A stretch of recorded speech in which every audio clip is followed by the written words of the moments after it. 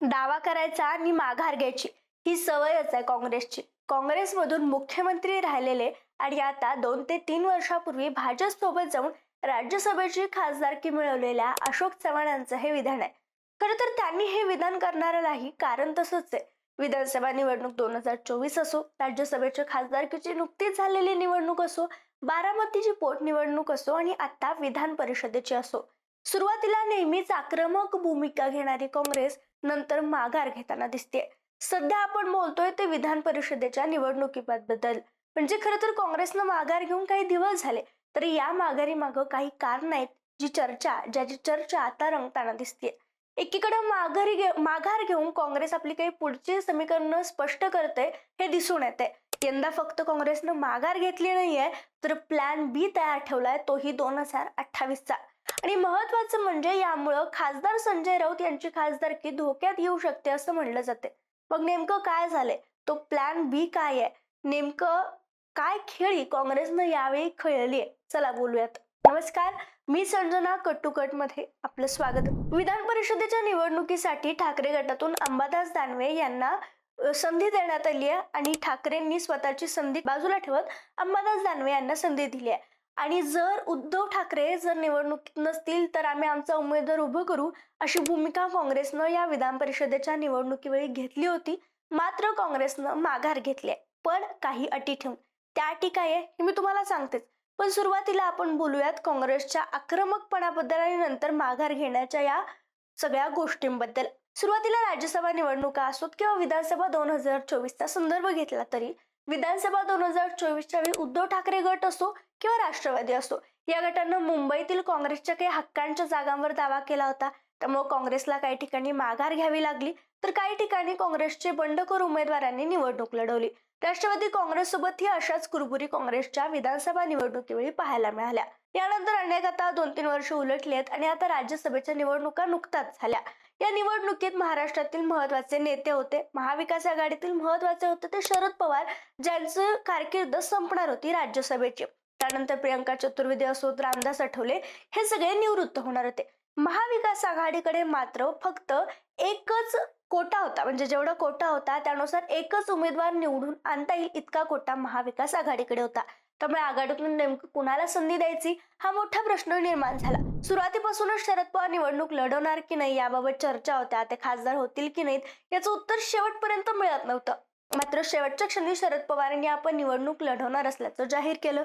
दुसरीकडे महाविकास आघाडीतून आदित्य ठाकरेंनी खासदार प्रियंका चतुर्वेदी यांना उमेदवारी द्यावी, महाविकास आघाडीच्या प्रत्येक नेत्यांनी त्यासाठी पाठिंबा द्यावा अशी भूमिका मांडली होती. तर काँग्रेस सुरुवातीपासूनच स्वतःचा उमेदवार खासदारकीसाठी देण्याच्या भूमिकेत होती. अगदी शरद पवार मैदानात उतरले तरीही. मात्र शरद पवारांनी उमेदवारी जाहीर केल्यानंतर ठाकरे गटांना माघार घेतली, कारण राष्ट्रवादीनं विधान परिषदेचा शब्द दिला. त्यामुळे येणाऱ्या विधानसभा परिषदेच्या निवडणुकीत राष्ट्रवादी ठाकरेंना साथ देणार हे स्पष्ट झालं. मात्र काँग्रेस यासाठी तयार नव्हती. अखेर वरिष्ठ पातळीवर चर्चा झाल्या, राष्ट्रवादीने मध्यस्थी करत काँग्रेसकडे फेऱ्या घातल्या, बैठका घेतल्या आणि अखेर राज्यसभेच्या निवडणुकीतून काँग्रेसनं माघार घेत शरद पवारांना पाठिंबा देण्याचा निर्णय घेतला. आता काँग्रेसची राज्यसभा निवडणूक ही पहिली जिथून काँग्रेसनं माघार घेतली. आता दुसरी माघार होती ती बारामतीच्या पोटनिवडणुकीत. बारामतीच्या पोटनिवडणुकीत सगळ्या पक्षांनी, म्हणजे कुठल्याही पक्षांनी आपला उमेदवार देणार नाही असं ठरवलं. मात्र काँग्रेसनं इथं राष्ट्रवादीच्या विरोधात उमेदवार उतरवण्याचं ठरवलं. आणि मग काय, राष्ट्रवादीनं मध्यस्थी केली. सुनील तटकरे, प्रफुल्ल पटेल, सुनेत्रा पवार यांनी काँग्रेससोबत बैठका केल्या, मध्यस्थी केली, फोन केले आणि मग नंतर काँग्रेसनं बारामती पोटनिवडणुकीतून माघार घेतली. काँग्रेसमधून आकाश मोरे यांना उमेदवारी देण्यात आली होती, ती त्यांनी माघारी घेतली. ही झाली दुसरी माघार. आता झाली ती तिसरी माघार, जी विधान परिषदेच्या निवडणुकीत झाली. पण इथं काँग्रेसनं डाग खेळलाय. आता 13 मे रोजी होणाऱ्या विधान परिषद निवडणुकीकडे पाहिलं तर परिस्थिती अशीच दिसली. राष्ट्रवादीनं दिलेल्या शब्दामुळे उद्धव ठाकरेंना पाठिंबा देणं राष्ट्रवादीसाठी अनिवार्य होतं. उद्धव ठाकरे यांनी स्वतःच्या निवृत्तीचा काळ होता किंवा ते स्वतः त्यांच्या आमदारकीचा कार्यकाळ संपणार होता. मात्र स्वतः आमदारकी न मिळवत त्यांच्याच पक्षातील अंबादास दानवे यांना उमेदवारी दिली आणि त्यासाठी राष्ट्रवादीनं पाठिंबा दिला, कारण तो अनिवार्य होता. मात्र काँग्रेसची भूमिका स्पष्ट होती. उद्धव ठाकरे स्वतः उमेदवार असतील तरच पाठिंबा, अन्यथा नाही. पण उद्धव ठाकरे यांनी अंबादास दानवे यांना उमेदवारी दिली. त्यामुळे काँग्रेसनं आक्रमक भूमिका घेत आपण, म्हणजेच काँग्रेस स्वतःचा उमेदवार उतरवणार असल्याचं जाहीर केलं आणि आपली भूमिका ठाम ठेवली. मग पेच निर्माण झाला. शेवटी या पेच मार्गातून मार्ग करण्यासाठी चर्चा सुरू झाल्या, बैठका घेण्यात आल्या आणि उमेदवारी अर्ज भरण्याच्या आदल्याच दिवशी काँग्रेस आणि शिवसेना ठाकरे मधील काही महत्वाच्या नेत्यांच्या बैठका पार पडल्या. आणि यावेळी या बैठकीत काँग्रेसनं फक्त माघार घेतलेली नाही आहे, तर एका प्रकारचं राजकीय डील केल्याचं चित्र दिसतंय. म्हणजे खरं तर गेल्या महिन्याभरात काँग्रेसनं 3 निवडणुकात माघार घेतली. एक राज्यसभा, दुसरी बारामतीची पोटनिवडणूक आणि तिसरी ही विधान परिषदेची. मात्र विधान परिषदेतून माघार घेताना उद्धव ठाकरे यांच्या गटासोबत एक समझोता झाल्याचं बोललं जाते आणि या समझोत्यानुसार यंदा विधान परिषदेत ठाकरेंना पाठिंबा देण्याच्या बदल्यात भविष्यातील निवडणुकांसाठी काँग्रेसनं काही जागांची मागणी केली आहे. त्यात विधान परिषद, मुंबई स्थानिक स्वराज्य संस्थेचे काही मतदारसंघ आणि राज्यसभा अशा निवडणुकांमध्ये जागा वाटपाचा मुद्दा पुढे ठेवण्यात आला आणि इथं काँग्रेसला प्रतिनिधित्व किंवा प्रायोरिटी देण्यात येईल असं सांगण्यात आलंय. ही मागणी काँग्रेसनं केली आणि ही मागणी ठाकरेंच्या गटानं मान्य केल्याची चर्चा आहे आणि म्हणूनच काँग्रेसनं आता अखेर ठाकरे गटाचा जो उमेदवार आहे त्यांना पाठिंबा देणार असल्याचं सांगण्यात येत आहे. म्हणजे बघा, साधारणपणे पुढील निवडणुकांमध्ये राज्यसभा आणि विधान परिषदेत प्रत्येकी एक जागा काँग्रेसला मिळेल अशाच प्रकारचं डील हे असल्याचं मानलं जाते. आता खरी कोंडी इथंच निर्माण होते, ती म्हणजे संजय राऊतांची. जर राज्यसभेच्या पुढच्या समीकरणावर लक्ष दिलं तर 2028 बद्दल या सगळ्या बोलण्या काँग्रेसनं ठाकरे गटासोबत केलेत आणि इथं संजय राऊतांचा मुद्दा पुढे येतो. त्यांचा जो कार्यकाळ आहे तो 2028 मध्ये संपणार आहे आणि याच राज्यसभेच्या 2028च्या निवडणुकीत काँग्रेसला एक जागा द्यायची असं ठाकरे गटानं मान्य केले. मग अशा वेळी संजय राऊतांची खासदारकी टिकून राहील का?